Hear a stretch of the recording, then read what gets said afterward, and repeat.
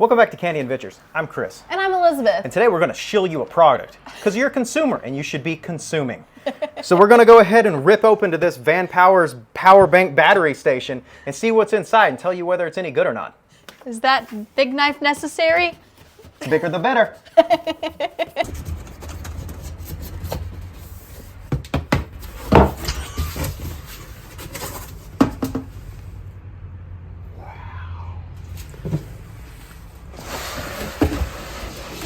And voila, there's free product. So after being in a truck camper for 1 month, we were really interested in testing this out from Vanpowers, and we wanted to see its capabilities and if it would work for our setup. And as our channel is failing, what a better time than now to accept some free product. We're probably going to lose any sponsor we ever get, just like Tim Dillon. He goes hard in the paint on his sponsors and he loses them. How often do you get the chance to buy underwear from a man who is dishonorably discharged from the military for murdering a child? Except Tim Dillon is a millionaire and we're broke. Yeah. Anyway, here it is. This is the Vanpower Power Pro 1500, which I think there's a 2000 and a 1500, which is confusing because this unit is capable of putting out 2000 watts of continuous power, and it has a like a max mode, which it can put out 3000 watts of power. So the big difference in between, even though this says 1500, is it's more going off of the watt hours than the output watts, which is different. Like our little Champion generator and a lot of little generators, they're rated on the output watts, where this is rated off of the storage of the battery, which makes sense when you think about it. So the 1500 is a little less than 1500 watt hours, and the 2000 is a little less than 2000 watt hours. Yeah, kind of like motorcycles, like the two little dirt bikes behind you.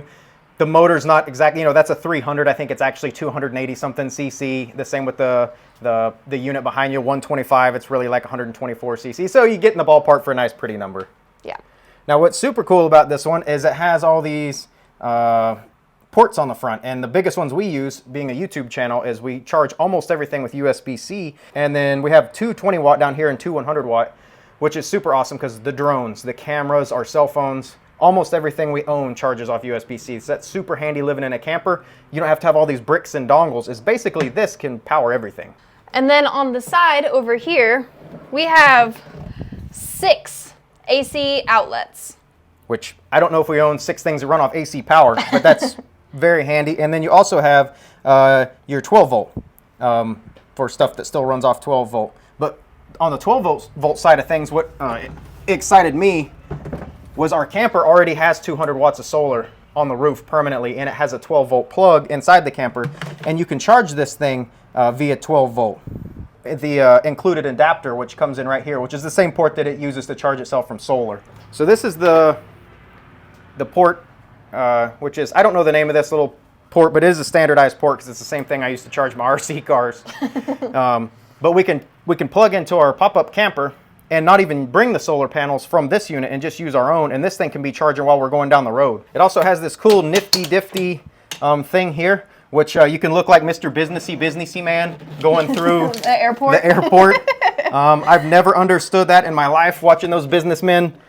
With the tiniest little suitcases rolling through with their carry-on. No backpack, no anything, and they're going through this airport with this. I have an air of sophistication that cannot be challenged by backpacks.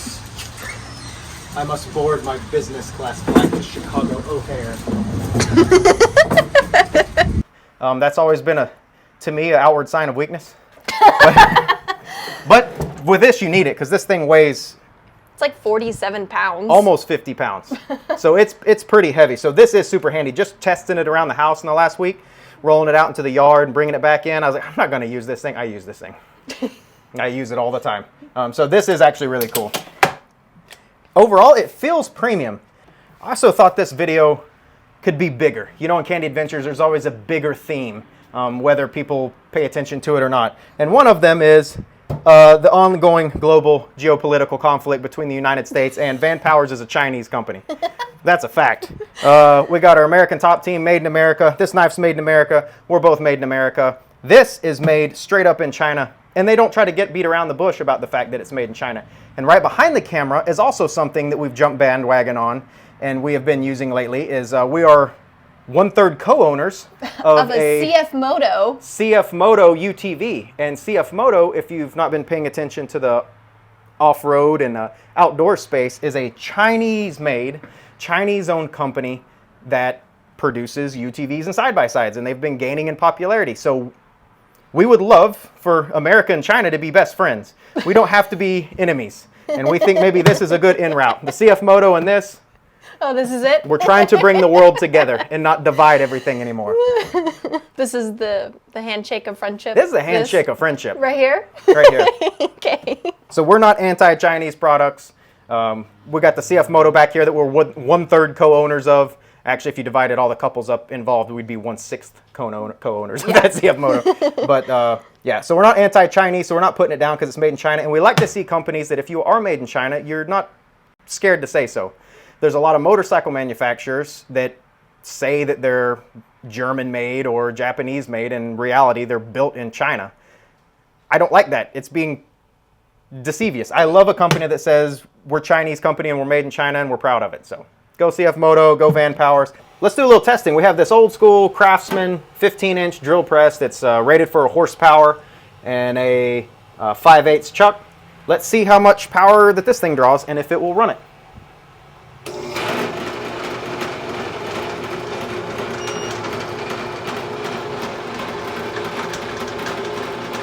So you can see here, it's on the startup.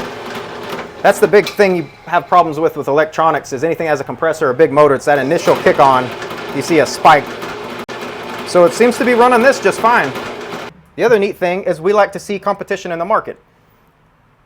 Right now, Jackery seems to kind of own the market, and if you like watching solo female van life and girls throw up salad into a bowl or pretend like they live alone when they really don't, you know, they're living on their trust fund, they're all sponsored by Jackery. And one entity is never a fantastic thing. Right now, Disney pretty much owns all media. Yeah. They own majority stake in Hulu, they own Marvel, they own Star Wars, they own ABC, they own Fox, they own everything.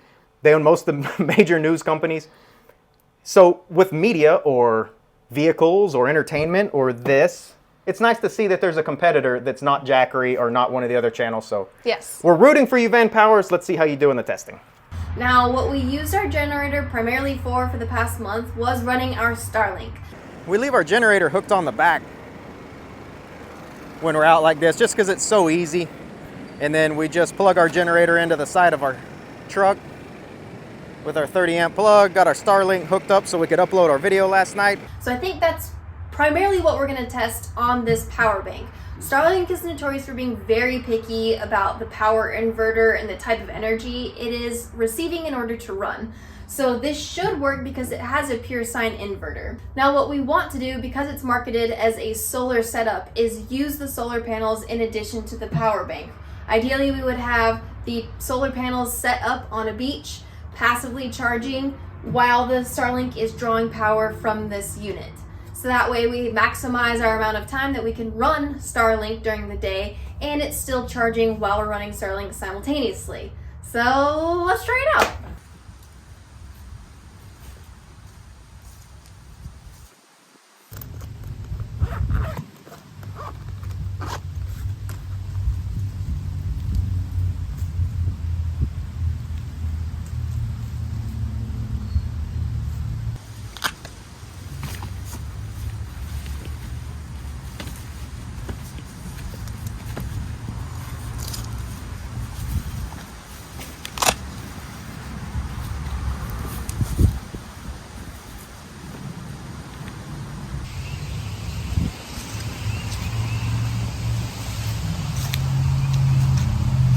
So we're trying to use this battery bank as a solar generator. It works pretty well as a battery bank, but when you go to use the solar, this is how the solar connects on the side over here. I'll show you this. My phone's currently charging. We have the Starlink plugged up, but the moment you go to do the solar at the same time as the charging, within a few seconds, this charge icon on my phone is going to go off. And it's off. And it's off. So in about, I don't know how long that was, 15 seconds or something, there's some sort of glitch in the system here. It's designed, we looked in the manual, it's supposed to be able to charge and run stuff at the same time, which would be perfect because over here, the watts that it's putting out, you know, we were getting 150 watts out of this solar, which is really good out of it. And, you know, early March in North Carolina with the sun almost behind the trees on this 200 watt solar panel, that is enough to run our Starlink and charge a cell phone at the same time and still be charging the battery up. So we thought that'd be perfect. You know, you can run your Starlink, charge your laptop during the day and not actually use any of the battery power because you're bringing in more from the solar than you're putting out into the devices. The only problem is that we've been messing with this for a couple hours now, is that it charges perfect when you use it without the solar hooked up. As soon as you plug the solar into it, there's some sort of glitch in this system where it cuts out. There's two versions of the app on this thing. The one is when it's on Wi-Fi, and when it doesn't have that, you go P2P, peer-to-peer, and you connect it that way. But what's funny from this version of the app, the version where it's just peer-to-peer, which is how most people would be using this thing out camping or wherever, you have less options in your menu here. So this version of the app, where it's not on Wi-Fi, I can't adjust any of the settings. I can adjust on the Wi-Fi version, the input power, the output charge. I can make it go into like eco modes. I can put it into an amp up mode. There's a lot of modes you can put it in that you don't have access to, and one of those modes is the screen, how long the screen's on. So we're out here trying to film. It's really frustrating because it won't run our Starlink on the solar, and so I can't adjust the screen setting, which lets the screen stay on. So I can't see what it's doing because the screen keeps going black every 10 seconds. This screen is showing 13 watts. My phone is showing 1 watt. Now the reason that disparity is not bigger is because the battery's fully charged. You see 100%. So it's just kind of bringing a trickle charge in right now. There's nothing drawn from it. One, because as soon as something draws from it, it shuts it down because of the bug or whatever's wrong with it. And two, there's just this disparity. So if this battery was lower, like yesterday, the input would be showing like 150 watts, but on my phone it would only show like 5 or 10. In between the unit turning itself on and off, it's reset our Starlink router because for Starlink, if you unplug and plug it in succession multiple times, it just restarts your entire configuration for your router. So we can't even connect to the Wi-Fi if it was working because it reset the configuration for the router, which we have to set back up now. Yep, super frustrating. This thing worked awesome when we were trying it out last night, but as soon as you plug it into the solar, it shuts itself down. It'll let whatever's plugged into it get about between 1 and 15 seconds of power. Yeah. And then it immediately shuts it off. And in doing so, doing that has wiped our Starlink clean, and we have to set up a new little everything. account thing. So for right now, we cannot recommend this for solar, which it's being marketed as a solar generator. It needs an update, I think, in the software for that to be true. But so far as a power bank itself, it works, charges things. If you're a convert to the air fryer nation, then you'll know how important this thing is if you want to spend any time outside or do any camping. You need to have an air fryer if you're going to be in the woods. Am I right? Obviously. So let's turn this one on. This is a Power XL. So this is not a tiny version of an air fryer. I'm going to pump it up to 400 on the temperature in 15 minutes, and let's see what this does. So we actually wanted to bring our air fryer on our Baja road trip, and aside from the lack of space, because we took everything that we own on that trip, we didn't want to take this because you have to run the generator, which is loud, to run the air fryer. So we just decided to skip the air fryer. But had we had this would have been under a heavy consideration to take. So solar testing didn't go so hot. I think it's software Or firmware, I think is the problem. The app seems to be very glitchy. Trying to use the app, it freezes a lot. As you can see, the app is glitchy at best. Looks beautiful. So just a blank screen of nothing if you can't see because of the glare. Try again. All right, it appears that the app has completely crashed. We can't get it to restart. We've been messing with this for a while. But it is running our Starlink. So as a pure battery bank, as long as the solar's not plugged into it, it is running our Starlink, and Starlink is notorious for being picky about what kind of power it gets. So again, we'll try the peer-to-peer, even though it does have Wi-Fi. What is our Wi-Fi name? Zadzy's Wi-Fi. It's a very sassy German way to say daddy's Wi-Fi. So now it's not wanting to put out the Wi-Fi? Yeah, and now it's not even putting out the Wi-Fi for me to join to. So this is just, the app seems to be a real mess, which is a shame. So now it's working. Now it's showing the appropriate 35 watts output, 35 watts output. The only problem is I can't put it into low power mode. I can't put it, I can't adjust the screen. The screen keeps turning off. You lose a lot of functionality here. You can change the light color down here. You can see my fingers. That's about all you can really do from the app in this current state, because it's under the direct connection. It's not under the Wi-Fi connection. So 24 hours for an estimate of running our Starlink is pretty good compared to our generator, which was running our Starlink for about 8 hours before we had to refill it. And the generator makes a lot more noise than this, even if it has the fan running. So this would be nice, ideally, if you just wanted the Starlink hooked up in the background running instead of the generator. And I tried to update the software, but it said it was up to date, but there was a little red star beside it, which usually indicates that it needs updating. We've been fooling with that for a couple of days, so I think whatever's wrong here is a software issue, and we would love to see it updated. Because I think it would fix everything. Yeah. I'm just too stupid with electricity and electronics and stuff like that to understand. So it has to be stupid proof. Yeah. The one caveat about the app that I don't like is that it wants your Wi-Fi password. Which is weird, because typically when you download an app, it uses the Wi-Fi through your phone to access the internet and communicate. However, the app itself requested our Wi-Fi password.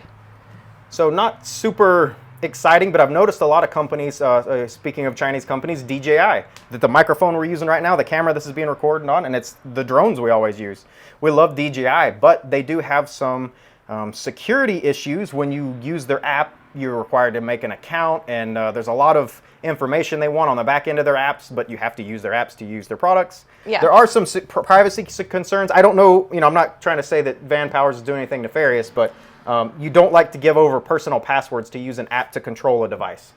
It's just peculiar because I've never been asked within an app on my phone to provide a password, because usually it uses the Wi-Fi that I'm already connected to. So I'm not sure why that is. Or why does it need the Wi-Fi period? Yeah. Because without it, you can't do a lot on this screen. As you see here on this screen, there's no controls for me to do anything other than turn on the AC, turn on the DC power, and then reset to hook up to my Wi-Fi, and then the power on and off. But all the other features are buried inside the app. And most of those features are buried within the app that has to be Wi-Fi. on Wi-Fi, which is Yeah. weird. It's a completely separate interface. When you're just peer-to-peer with this thing off Wi-Fi, you lose a lot of the functionality. So we're still messing with this. This is in the evening after we shot the original video, just to make sure that we're not doing something wrong. So if you try to connect by the peer-to-peer, every single time you do this, you have to hit this button, which is like really kind of janky. You have to hear that sound, click that you heard the sound, click next, go to settings, and then connect it to that Wi-Fi network of this thing. It doesn't auto do it. It doesn't, even though it has seen this phone all day long, every time you have to set it up like it's brand new. And then you go back to the Vanpowers app and hit connect. And then what's been happening is it gets about 10% and then crashes. Most of the functions of this device now are hidden away because there's no physical buttons to access it. It has to be done through the apps. So after Chris got frustrated, I started playing with it because I get frustrated to the point where I just want to keep messing with it until it works, whereas he wants to throw it out of a window. So I'm now on the Wi-Fi version of the app, and it really is like all of the capabilities and functions and all these different settings for input and output. Like literally everything is controlled from the app. But if you can't access the Wi-Fi version of this, you're locked out of 99% of this power box. I mean, aside from it just working as like a battery, you can't do anything with it unless you have access to this Wi-Fi version, which is odd because if we're in the middle of nowhere and you don't have Starlink set up, you can't mess with this until you have Starlink set up in order to connect to the Wi-Fi to control the power bank. It's very weird, but it does just seem glitchy, and maybe, an update would make that better. So we finally got it working again, and maybe it'll just start working more smoothly as the company irons out the wrinkles for this stuff. Early adopter woes. Yeah. I mean, I assume that, like, this is a fairly new company.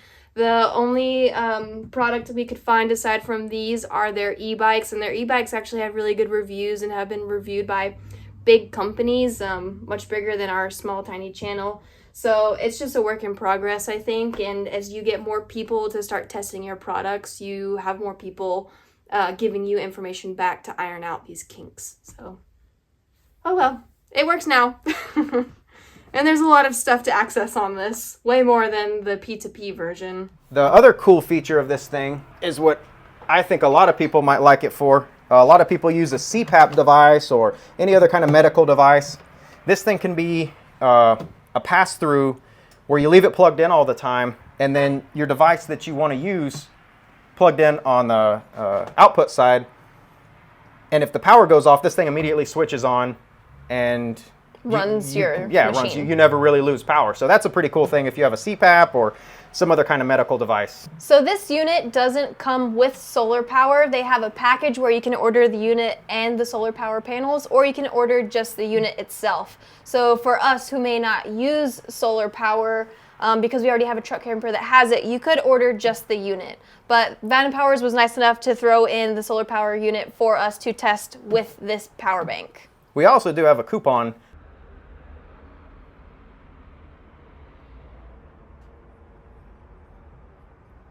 So this is what we have been using. This is a Champion generator, pretty cheap. This is dual fuel, run off propane or gasoline. But I just wanted to do a comparison because these things are really closely related in size. This battery bank is actually a little bit heavier, but with that you get some more things. You get more inputs. Of course, the input on this is just gasoline and propane, but you get all these outlets. This you only get two. You get two outlets that are filled in sand from Mexico and Texas. One 12 volt, one 12 volt. And that's pretty much all you get. But this has 6 outlets, and in the front you get what we normally use is just a bunch of USB-Cs. They're similarly compared. I just wanted to show what we've been using, and we would love to switch to this. The problem is with the app and everything right now, this thing has been running flawlessly. This doesn't have an app. Doesn't need an app. This thing runs the air fryer, flawlessly runs the Starlink, and I wish it would work, and I'm hoping that Vanpowers people don't take this the wrong way, that we're not trying to cut this thing down. I think it's really nice. I just think it has some software bugs that need to be fixed, and then it will be able to replace this, because I would love to get rid of this. This thing's heavy. You have to have an extra gas can. Our truck is diesel, so when we go camping, we don't need that second gasoline can. So if we could get rid of that second gasoline can and replace it, and just have this, I would love that. You can boondock with this and run your Starlink and charge your laptops and watch, cartoons on your iPad if you're like me.